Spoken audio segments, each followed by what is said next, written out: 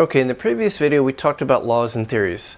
So a law is a simple statement of something that is generally true, like the law of gravity. But then something bigger is a theory. A theory is bigger. A theory is bigger than a law, it's higher than a law. So there's the law of gravity and there's gravitational theory. There's the fact of evolution, there's the theory of evolution, which is an explanation of different life forms. Theories are bigger, they are higher, they're more important. There are many theories that we accept as true.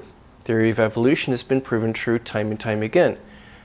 Not only fossil evidence, but genetic evidence. There's a lot of genetic evidence for the theory of evolution. For example, if you look at our DNA, there are sequences, well, first of all, just the DNA itself. About half of your DNA is about the same as the DNA in the banana you ate for breakfast. So yeah, if you had a banana, congratulations, you ate your cousin. Yes, they're sort of your cousins. And a lot of plants, half of the DNA is shared in common. Then when you look at animals, things like fish, it gets higher, towards 60%, and rats and mice, it gets even higher, the amount of shared DNA. And you get it to primates, monkeys, chimpanzees, it gets really high. By the way, evolution does not claim that we came from monkeys or apes. We all have a common ancestor. The exact ancestor tree is more complicated than that. We did not come directly from monkeys or apes, at least not from monkeys anyway. Monkeys are another branch. We're one branch of the tree, and monkeys are another branch, and there's some common ancestor up there. We're maybe more closely related to apes. The theory is more complex. It's oftentimes we talk about theories that have been proven true, like germ theory, attachment theory, evolutionary theory, general theory of relativity, special theory of relativity. There are some theories that haven't been proven true yet, like string theory in physics. That's a whole other story. So a theory is a complex framework. It's a conceptual framework. It's designed to explain something. So a theory is an explanatory framework. It's a complex set of ideas which together very nicely fit together, and they explain something. A theory is designed to explain something, and that's why we call it a theory, not a law. And we'll talk later about how we prove theories. Now we have models, and this one is kind of harder. You come across models a lot if you study business, economics, various social sciences, and maybe humanities fields too. So it's a common expression, and it's kind of complicated. It is a descriptive framework. It is not necessarily trained to explain things. It is simply a nice framework for describing something, for maybe kind of analyzing things, but it doesn't try to explain things. Or sometimes, like in science, there might be models that are a partial explanation. We'll see one example.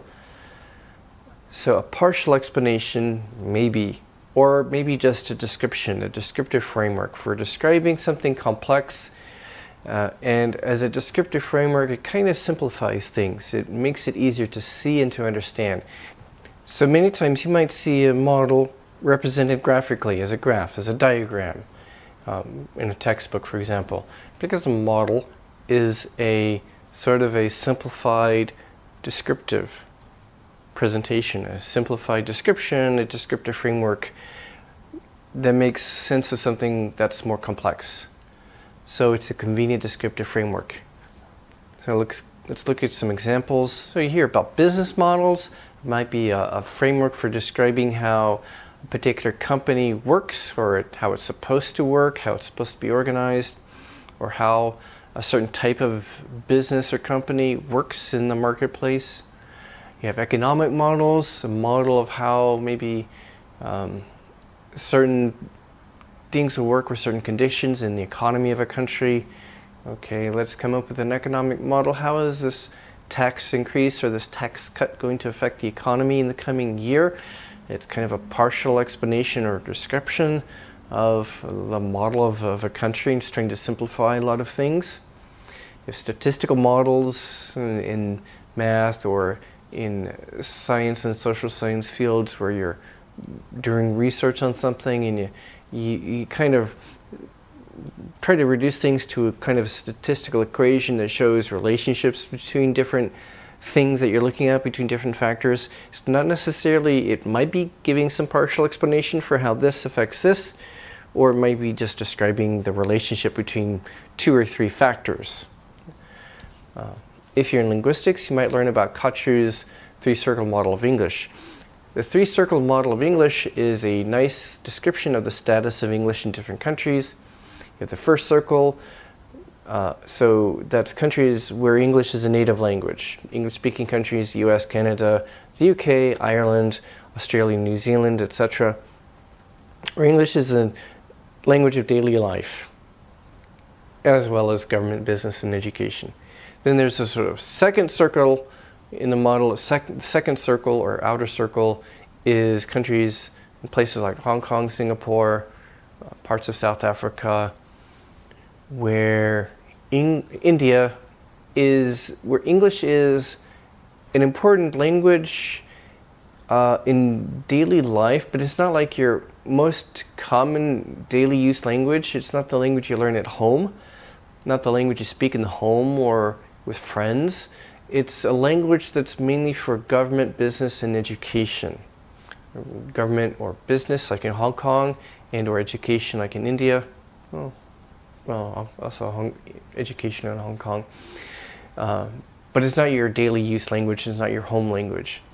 And then there's the outer circle or expanding circle, the expanding circle, or the third circle. That's countries like Korea and China, Japan, where it's just a foreign language and it's not typically used in daily life, and it's not typically used in business and government except for international contexts.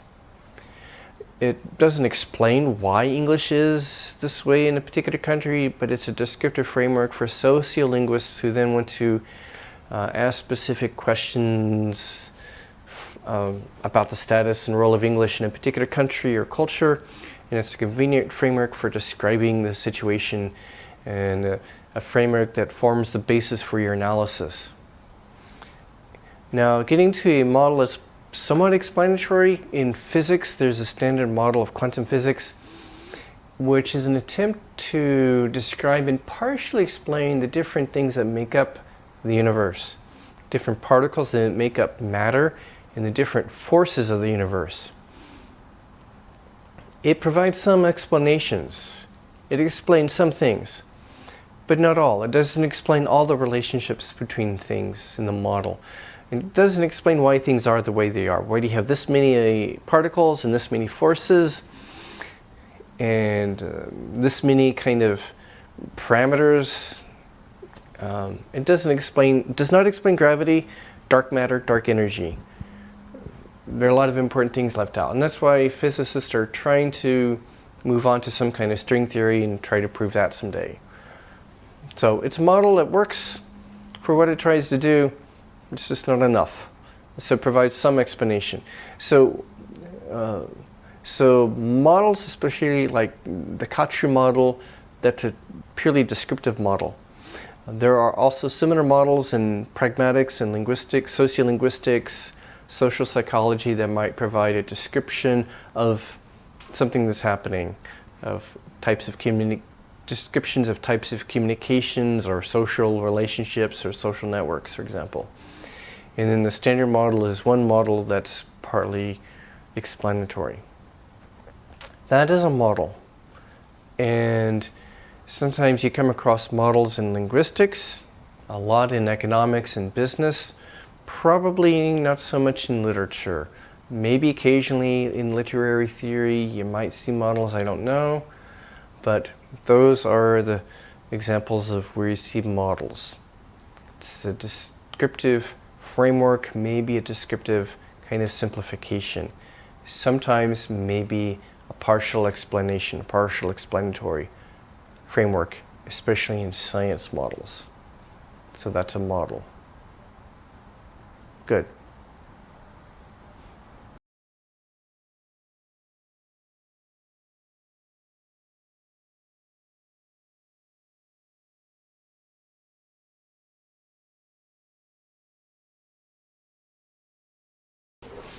Okay, so a theory is an attempt to explain something.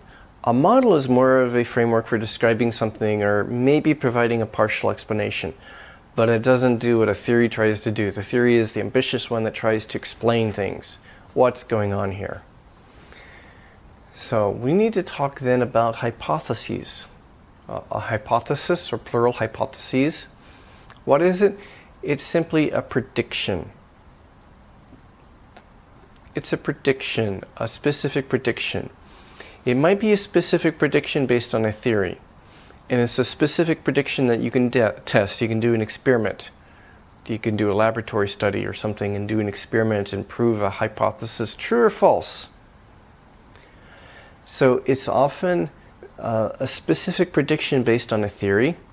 So if I work within the theory of evolution and in genetics theory, if I look at this part of the DNA of two different penguins, what would I expect to see? What could happen? Well, the theories will give me some particular predictions about what I might find. Or if I'm working within universal grammar and I'm looking at a new language, well, what kind of tools from my theoretical toolbox would work for this kind of interesting structure in this new language? So it's a prediction. What kinds of things are possible in languages based on the theory? What kind of things might be possible in this language and not possible? Or using the tools of the theory, how can I explain this kind of interesting structure in this language? Often it's based on a theory. It might be a theory that we've accepted, might be a theory that's not accepted. It might be testing a new theory. So we've got a new theory, here's a new version of string theory. Let's test it. We can think of, okay, how could we test it? Well, what would it predict for a particular situation, for a particular case? And that's how we test a theory. Or that's how we come up with a hypothesis. If the theory is one that we've accepted, well then, okay, we come across a new language. What predictions can we make for this new language? Or we have a new question about penguin DNA or about the evolution of cockroaches. Okay, what would the theory say? What are particular predictions for a particular case? So you look at a particular new case, what would be the possible prediction based on the theory? And that's what we do. That's what people do in science and social sciences usually. They're testing hypotheses, a prediction for some kind of a special case, a new case or new aspect. Occasionally, people might do hypothesis testing and experiments purely exploratory. I have no idea. Let's come up with a hypothesis, my best guess, and just explore. Maybe I don't have a theory yet. So science depends on testing hypotheses. Most of the time, scientists are using a theory that they've accepted, and they're just applying it to new situations. Sometimes you've got a new theory and you need to prove it. How do you prove it? Can you do one experiment? How many experiments does it take? Well, theory of evolution made lots of predictions about lots of different things, so we were able to test it in terms of fossils and physical structure of animals and genetics. It just generates millions of hypotheses that you can test. Einstein's special theory of relativity led quickly to a prediction, like the E equals mc squared part of it, led to a particular prediction that was tested right away. And so when he published his special theory, which included E equals mc squared, that was tested very quickly and very easily. Oh wow, it works. And then more and more in experiments. So you do a lot of experiments, multiple experiments, and you do it multiple times. You need to repeat experiments. You need to do repeated experiments and look at different hypotheses that the theory leads to. And once you've got a lot of evidence and you don't have any experiments that really shoot holes in your theory, and you've got like hundreds or thousands of hypotheses about hundreds or thousands of different aspects or applications or cases, then the scientific community will probably come together and say, okay, this theory seems to be work, and they accept it as true over time as more and more evidence accumulates. And that's how you prove a theory. You do very careful testing again and again, repeated experiments of the same thing and repeated experiments of different things, different cases, different hypotheses. And that's how we've come to prove in different theories. Now in humanities, like literary theory, do we try to prove theories? No. In science, we care about proving theories. And in social sciences, oftentimes we care about proving theories. In humanities, not so much. It's not a theory that you really want to prove. You can't prove literary theory. But a community of scholars has come to accept general literary theory, and as other scholars have added kind of new parts to it, because it works. It works, it generates new ideas, new insights, it helps us to understand various kinds of literature. And there's feminist theory, a particular framework for approaching gender issues in literature, and it's a theory that has grown and evolved from different scholars, and it works for the people, the community of scholars who do investigation into gender issues in literature. That's how the theory gets accepted. A group of scholars kind of agrees this is very useful and practical for doing what we want to do. And that's more of the humanities approach to theories.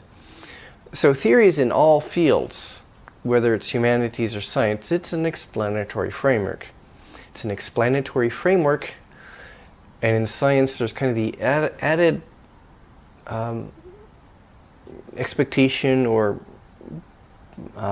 expectation that you have to prove it first before we accept it. When it comes to something like linguistics, sometimes you have kind of fights. There are different competing theories and people fight with each other. And there's some people say, well, we'll accept it because it works for us. And then there are other people who are kind of more social science-y and they're scientific in their thinking, say, no, you need scientific evidence before you try to say that this theory is true. So there's sometimes fights between different kinds of linguists. Some who kind of think more like a humanities sort of person versus the more scientific kind of linguists say, you've got to prove it first. Do experiments. Come up with predictions, hypotheses, and prove them before you tell me about your theory. So, those are some important kind of ideas about research. We talked about medical and health research earlier and how like one study does not prove something true. You could have a good hypothesis, but you need multiple studies before we're going to say, oh, this hypothesis is true. And when it comes to a theory, we need a lot of evidence before we accept a theory as true.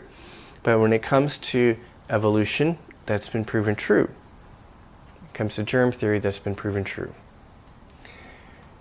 Okay, in the next segment, we'll talk about some implications of all of this for this unit, misconceptions, our misconceptions unit.